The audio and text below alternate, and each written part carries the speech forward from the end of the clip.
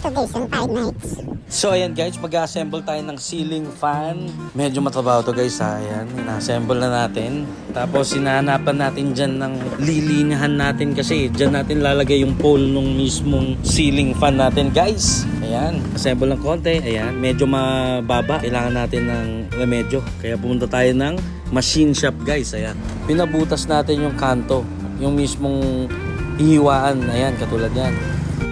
Tapos pinalaki natin yung butas dun sa may tubo kung gaano kalaki yung tinanggal guys. Ayan, ina-assemble na natin. Mas maliit na siya, hindi na tatama sa ulo. Tapos yan, yung linya ng kable natin papunta dun sa may switch hanggang papunta dun sa may saksakan guys. Ayan. So ayan guys, tapos na. At ganyan gumawa ng ceiling fan. Ano try ka?